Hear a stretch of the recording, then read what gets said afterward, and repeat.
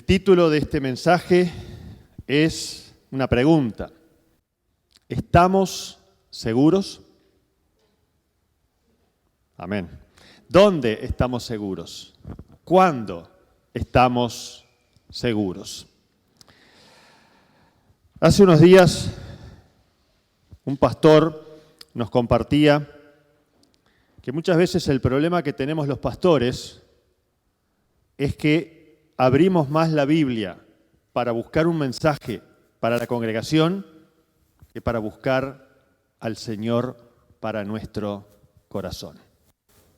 Y es un problema porque muchas veces llega el martes, miércoles o jueves, no aparece el mensaje y empiezan los nervios. Digo, a Estefan no le pasa, a Noldi no le pasa, pero a algunos nos puede pasar. Y realmente este mensaje que vamos a compartir hoy es un mensaje que Dios me habló a mí. Realmente les voy a compartir lo que Dios me dijo en esta semana. Quizás a ustedes les llegue y les sirve como me llegó y me sirvió a mí. Y seguramente que a lo que Dios me dio ustedes le agreguen muchas otras cosas. Entonces el mensaje va a ser más rico para ustedes que para mí mismo. Gloria a Dios. Esa es la desventaja, que ustedes saben lo que yo pienso, pero yo no puedo saber todo lo que Dios les habla a cada uno. Pero lo importante es que Dios enriquece a la iglesia. Con esta pregunta en mente, ¿estamos seguros? Buscamos Hechos capítulo 28.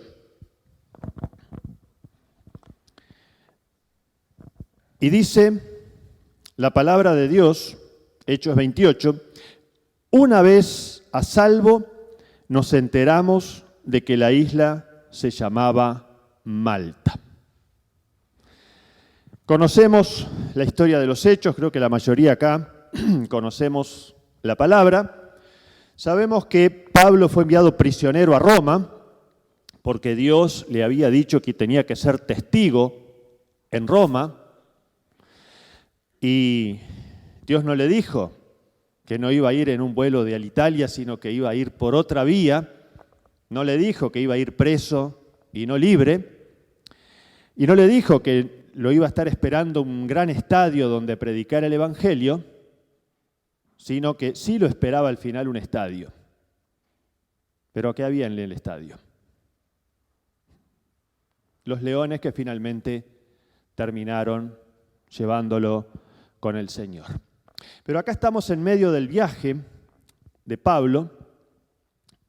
En los capítulos previos habla de cómo se inició ese viaje en Jerusalén, todos los inconvenientes. Pablo era alguien que realmente no salía de una, que se metía en otra. Y así muchas veces es la aventura de nuestra vida con el Señor. Y en todo el capítulo 27 nos habla de la tempestad que los agarró en el mar Mediterráneo, porque los que los llevaban presos vieron que había un viento suave, qué sé yo, y dijeron, vamos a salir.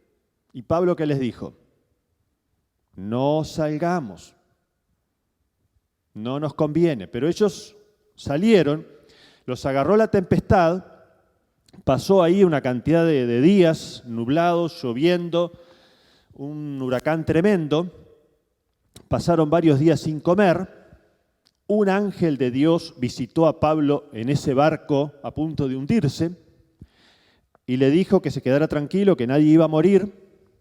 Y pasó un montón de cosas, los presos que querían escapar, los soldados que los querían matar, el capitán que dijo no los maten porque se daba cuenta que había algo especial en Pablo. Y finalmente Dios le revela a Pablo que van a tener que naufragar. ¿Y uno qué es lo que le gustaría a uno que Dios le revele? Que van a entrar a puerto tranquilos. Pero muchas veces Dios nos dice, tranquilo, vas a naufragar. Tranquilo, este barco se va a ir a pique. Pero Dios estaba en el barco y con eso es suficiente. Entonces, dice, una vez a salvo, nos enteramos de que la isla se llamaba Malta. Malta en el idioma regional significa refugio. Y yo quiero resaltar esto y que lo tengamos en mente, porque Lucas dice una vez a salvo, pero ¿a salvo de qué? A salvo de la tormenta, porque después viene una serpiente y se le prende a Pablo en la mano. Y cuando salen finalmente de Malta, es para que él continúe preso, esté 2 años presos en Roma y después finalmente sea martirizado. Entonces muchas veces el estar a salvo en nuestro concepto humano no coincide con el concepto de Dios. Esta isla de Malta, ¿alguien sabe dónde está Malta? En este mundo, sí. En el mar Mediterráneo. Sí, tenía que estar en el mar Mediterráneo porque estaba en el mar Mediterráneo y navegando llegaron a Malta. Si uno entra con Google en el mar Mediterráneo y busca Malta, lo más probable es que no la encuentre. Porque es tan chiquita que hay que hacer un zoom tan grande que es muy difícil que haciendo zoom la encontremos. Tenemos que escribir arriba Malta, entonces Google hace todas esas cosas que hace y nos lleva directamente. Es tan pequeña esta isla que tiene más o menos la mitad de superficie que el departamento de Montevideo. Es una gota en medio de un mar enorme. Y yo recalco esto para que veamos lo milimétricamente precisa que es la puntería de Dios. Porque que un barco a la deriva, en la inmensidad que tiene el mar Mediterráneo, termine chocando contra Malta es una en varios miles. Cualquier barco que salga a la deriva, lo más probable es que pase de largo, pero que justo encalle en Malta es una puntería incalculable. Pero Dios tiene todas las cosas milimétricamente determinadas en nuestras vidas. Muchas veces decimos, pero qué increíble que haya sucedido esto. No, no es increíble. Es Dios que las hace suceder. Cuando Pablo estuvo ahí, era una isla salvaje.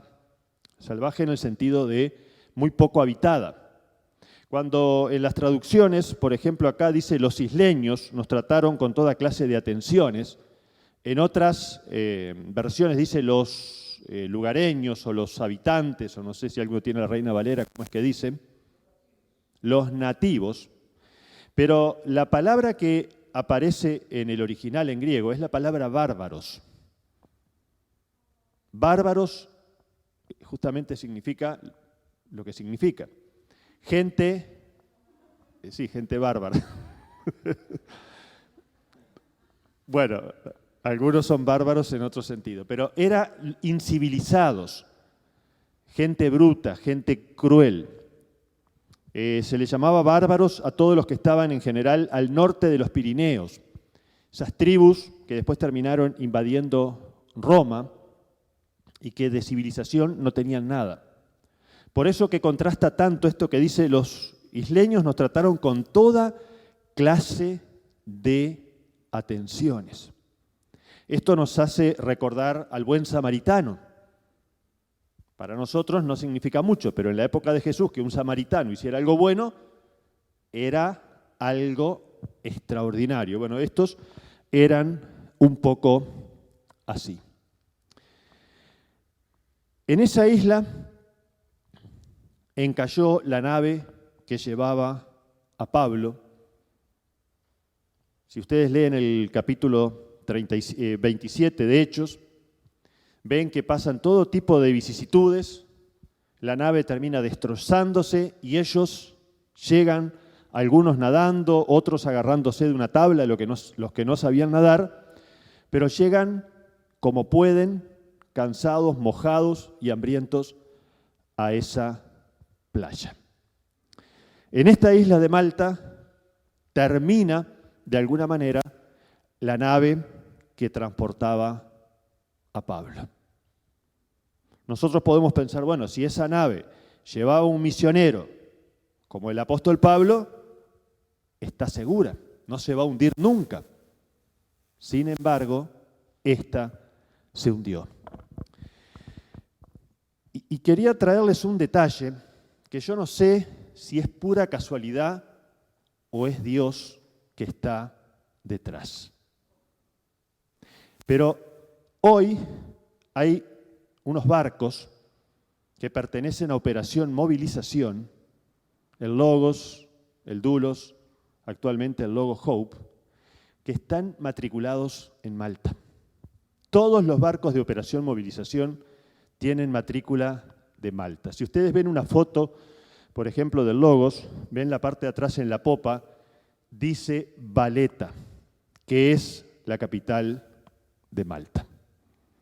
Ahora todos quedan con cara y dentro de un rato van a ir a Google a ver si es cierto. Vayan tranquilos que es cierto. Yo no sé si este barco que se desarmó ahí con Pablo arriba, de alguna manera fue la semilla que Dios sembró para que después salgan estos barcos que hoy siembran el Evangelio alrededor del mundo. Pero es increíble que de los miles de puertos que hay en el mundo, Dios haya dicho, voy a elegir ese puertito ahí, porque Valletta es un puertito, no sé si será más grande que La Paloma o que Piriápolis, y todos los barcos están matriculados ahí. Y ahí fue a dar Pablo. Dice que los isleños los trataron con toda clase de atenciones. Cuando Dios está embarcado, o mejor dicho, nosotros estamos embarcados en el plan de Dios, Dios puede usar los medios más inesperados para bendecirnos, para cuidarnos y para proveernos. Cuando los españoles llegaron a América, por ejemplo, cuando Solís llegó al Río de la Plata, ¿qué pasó con los indios? ¿Cómo los trataron? Se los querían comer. Incluso a algunos se los llegaron a comer porque había caníbales. Entonces, desembarcar en una isla salvaje en el sentido de incivilizada era un riesgo. Yo no sé si el riesgo de que se los comieran, pero sí que los trataran mal o que los agarraran como esclavos. Sin embargo, porque Dios estaba en Pablo y tenía un propósito en Pablo, Dios hizo que sucediera algo antinatural, algo fuera de lo común, y es que estos isleños los trataran con toda clase de atenciones. Lucas lo pone a propósito porque evidentemente les llamó la atención. Cuando ellos llegaron a la playa y se encontraron con los nativos, estaban temblando, y no solamente de frío, también, obviamente, de miedo. Sin embargo, Dios, por alguna razón y de alguna manera, cambió sus corazones y dice que encendieron los nativos una fogata y nos invitaron a acercarnos porque estaba lloviendo y hacía frío. Ellos mismos, los nativos, compartieron el fuego, compartieron el calor, compartieron la hospitalidad con Pablo. Y dice en el capítulo 27 que había 276 personas en el barco. Y dice que ninguna se perdió. Entonces, si un día llega alguien que se le rompió la moto, el auto, lo que sea, y nos pide alojamiento en nuestra casa, ¿qué hacemos? Lo pensamos, le miramos la pinta y decimos, bueno, pero acá llegaron 276 personas. Yo no sé cómo los cuidaron, qué fogata para poder calentarlos a todos. La cuestión que dice que los invitaron a acercarse porque estaba lloviendo y hacía frío. Sucedió que Pablo recogió un montón de leña y la estaba echando al fuego. Si había que ayudar para traer leña para el fuego, ¿quién pensaríamos nosotros que tendría que hacer ese trabajo? Obviamente los marineros, los soldados romanos. Para algo se les paga. Pero ¿quién se puso a ayudar a recoger leña?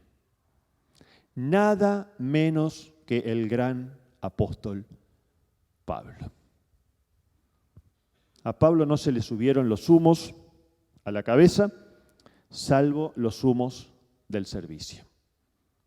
Y siempre estaba atento cuando había una necesidad de dar el ejemplo y de ayudar. Entonces, seguramente Pablo no era el único que recogía leña para echar en la hoguera. Sin embargo, dice que cuando Pablo recogió un montón de leña y la estaba echando al fuego, ¿qué pasó? Una víbora que huía del calor se le prendió en la mano. De todos los que estaban ahí, ¿a quién fue a elegir la víbora? A Pablo. ¿Y a quién va a elegir al diablo cuando quiere hacer algo? No digan a mí. Va a elegir al que esté más comprometido, al que sirva a Dios y moleste más al diablo.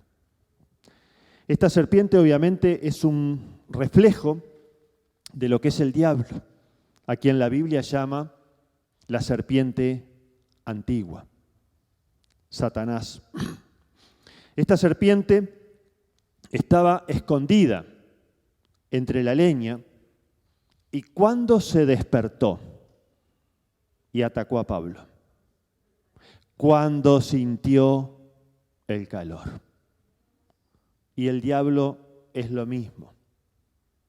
No es hasta que siente el calor del Espíritu Santo en nuestro corazón que el diablo se activa para atacarnos. Pero ahí ya es tarde para él, porque el mismo poder del Espíritu hace que el Señor lo aplaste bajo nuestros pies. Como dice ahí en Romanos 14, creo que eso 16, que dice, muy pronto Dios aplastará a Satanás debajo de vuestros pies. Cuando la víbora se le prendió, ¿qué hizo Pablo? Sacudió la mano. Pablo podría haber hecho muchas cosas. Podría haberse lamentado, podría haber entrado en pánico, pero hizo como nosotros. Que no nos preocupamos, sacudimos la víbora y dice, pero diablo, ¿qué me metés conmigo? No se las agarró contra los otros, no les dijo, pero ustedes, manga de inútiles, no hacen nada, y entonces la víbora me pica, me muerde a mí. Tranquilamente se sacudió la víbora en el fuego. No agarró un palo para matarla, se la sacudió en el fuego. Si queremos sacudir al diablo de nuestras vidas, tenemos que sacudirlo en el fuego del Espíritu Santo. Solo el fuego del Espíritu Santo puede hacer que el diablo huya de nuestra vida porque no puede soportarlo. Al ver la serpiente colgada de la mano de Pablo, los isleños se pusieron a comentar entre sí: sin duda, este hombre es un asesino, pues aunque se salvó del mar, la justicia divina no va a consentir que siga con vida. Pero Pablo sacudió la mano y la serpiente cayó en el fuego y él no sufrió ningún daño. La gente esperaba que se hinchara o cayera muerto de repente, pero después de esperar un buen rato y de ver que nada extraño le sucedía, cambiaron de parecer y decían que era un Dios. Aquí vemos varias cosas interesantes. ¿Qué tipo de serpiente era esta? Evidentemente era una serpiente venenosa, porque los nativos que la conocían esperaban que Pablo se hinchara o cayera muerto, cosa que sucede cuando alguien es mordido por una serpiente venenosa. Seguramente Pablo ni sabía, porque seguramente no conocía, o sí, no dice acá, pero los nativos sí la conocían y esperaban que Pablo cayera muerto. Es interesante las conclusiones que apresuradamente la gente saca sobre nuestra vida. Porque al ver la serpiente, ¿qué dijeron? Este es un asesino que hasta las serpientes lo persiguen. Quiso escapar de la justicia humana y lo agarró la justicia divina. Esto de justicia divina tenemos que tomarlo un poco con pinzas, porque en realidad ellos estaban pensando en la diosa griega de la justicia. Acá no se traduce, pero en el original aparece el nombre de la diosa griega. Pero sea como sea, tenían cierta noción de que existe una justicia divina. Entonces, por un momento, ¿cómo lo vieron a Pablo? Como un asesino, como un criminal, como un delincuente. Y al rato, ¿cómo lo vieron?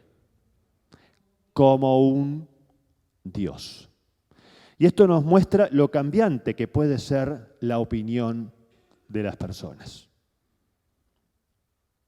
Quienes ayer te aplaudieron, quizás mañana te traten de delincuente. Y quienes ayer te despreciaron, quizás mañana te quieran endiosar. El tema es que nosotros mantengamos siempre la misma humildad y la misma confianza en Dios. Que no nos preocupemos de lo que piensa la gente cuando las circunstancias no son buenas y que tampoco nos exaltemos y se nos suban los humos cuando la gente nos atribuya más de lo que somos por los resultados. Porque acá el tema de la serpiente no fue por Pablo, sino que fue por Dios. El que hizo que a Pablo no le afectara el veneno no fue Pablo, fue Dios. De paso, nuestra sangre no es inmune al veneno de la serpiente. Si a nosotros nos muerde una serpiente, nos vamos a morir. Pero la sangre de Cristo sí es inmune al veneno de Satanás, porque dice la Biblia que Cristo lo derrotó en la cruz. Entonces, cuando nosotros actuamos en el poder de nuestra sangre, ¿qué pasa con el veneno del diablo? Nos mata. Pero cuando nos amparamos en el poder de la sangre de Cristo, esa sangre ya tiene incorporado un antídoto que es más poderoso que el veneno de la serpiente. Iba a traer una foto, pero después me olvidé, de la mangosta. ¿Alguien sabe lo que es una mangosta? ¿No? Bueno, cuando vayan a Google también busquen. Es interesante, es como una comadreja, más o menos. Es una especie de suricata, o sea, el suricata está dentro de la familia de las mangostas, pero no todos los suricatas. Y suricatas saben lo que es, sí. Bueno. Timón y Pumba, ahí está. Pumba Timón es el suricata, ahí está. Tienen la característica que los científicos no han encontrado, pero Dios se la dio, que su sangre es inmune al veneno de las serpientes. Entonces las mangostas tienen por costumbre, cuando encuentran, cenar cobras. Porque como son inmunes a la mordedura, aparte son como eléctricos. La víbora le tira y ellos dan la vuelta y la agarran por atrás. Son más rápidos que la propia serpiente.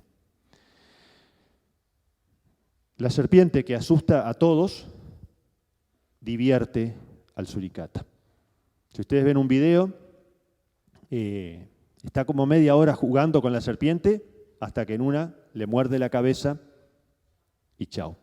Y tiene la cena asegurada. Él y su familia, porque siempre se la lleva para compartir con su cría. Entonces, lo que estoy diciendo es que al diablo siempre tenemos que enfrentarlo en el poder de la sangre de Cristo. Nunca en nuestras propias fuerzas. Porque nosotros no somos inmunes a su veneno, pero Cristo sí lo es. Cuando estamos en Cristo se nos puede prender, morder en la mano, cualquier serpiente que sea. Nosotros tenemos que sacudirla en el fuego. Siempre en el fuego del Espíritu. Y morirá allí. En realidad, esto que hizo Pablo fue un adelanto de Apocalipsis 22, donde dice que finalmente, al final de los tiempos, la serpiente será echada en el lago de fuego. Bueno, esta fue antes de tiempo y terminó allí. Cambiaron de parecer y decían que era un Dios. Pero nosotros no somos dioses.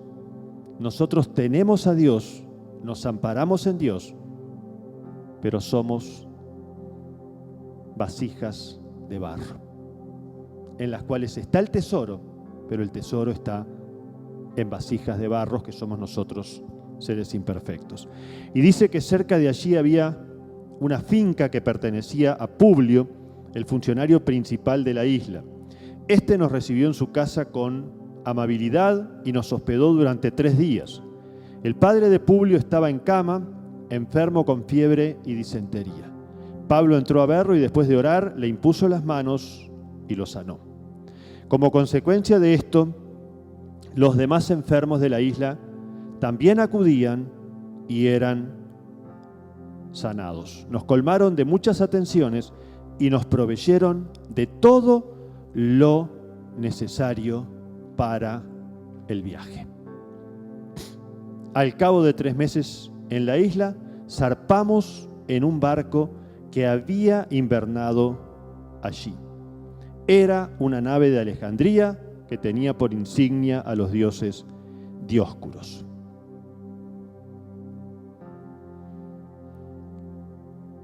Pablo, aún como prisionero, como náufrago, como necesitado, nunca dejó de hacer el bien. Cuando vio que el padre de Publio, que los había tratado con tanta amabilidad, estaba enfermo, ¿qué hizo? Oró por él y se sanó.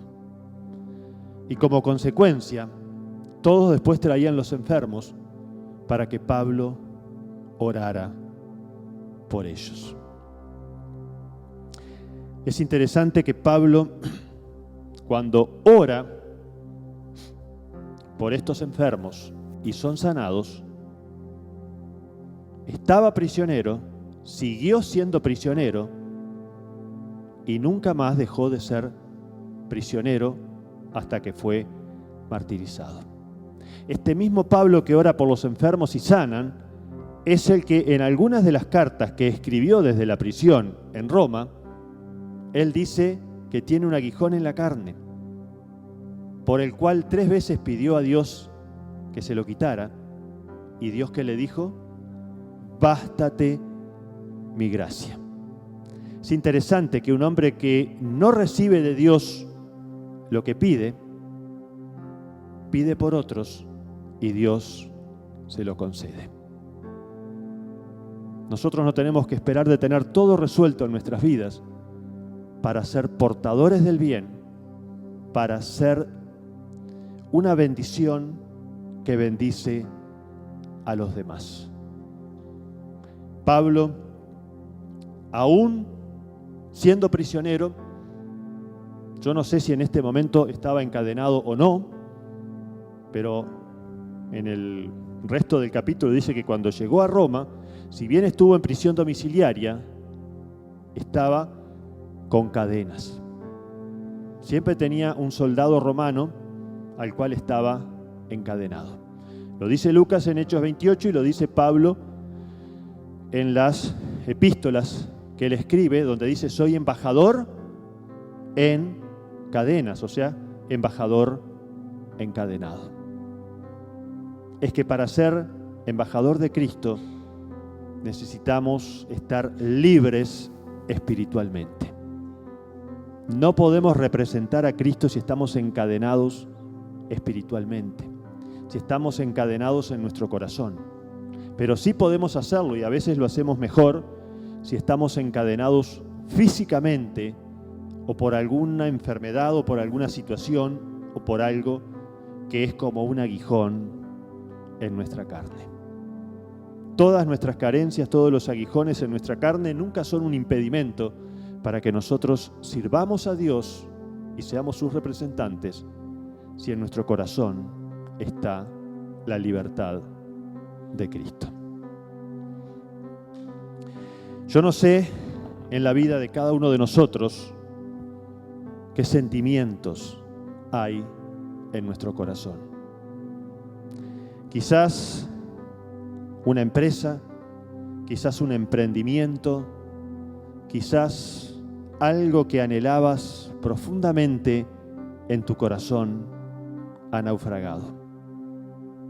Y quizás te veas con las manos vacías y tiritando de frío como estaba Pablo.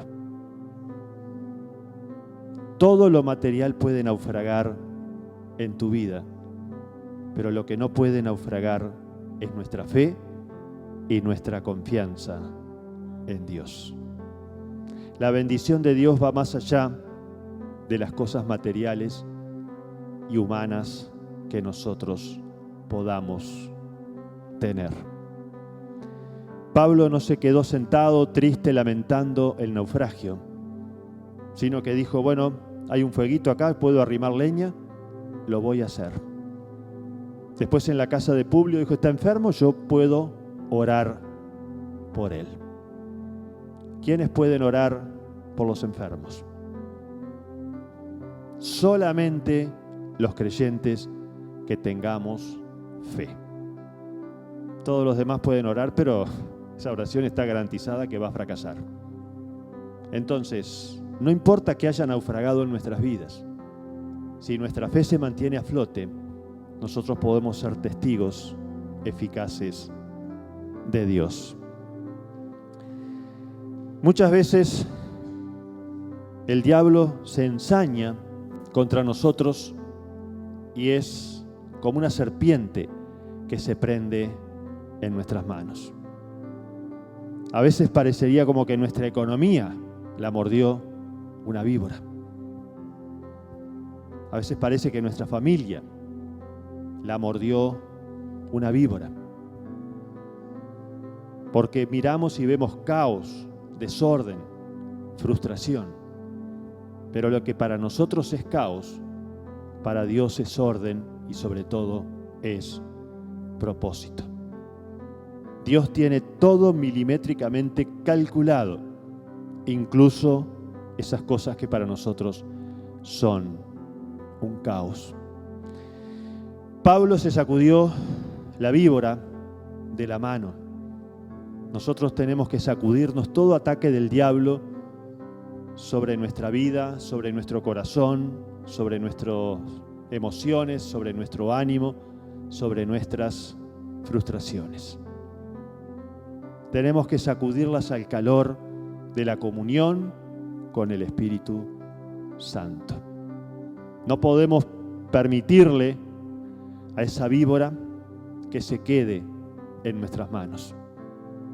No podemos evitar que salte y nos muerde, pero sí podemos decidir dejarla ahí, quedarnos paralizados, quejarnos, decirle a todo el mundo, mirá qué víbora que tengo, mirá qué víbora. O podemos simplemente sacudirla y dejar que se queme en el calor de Dios.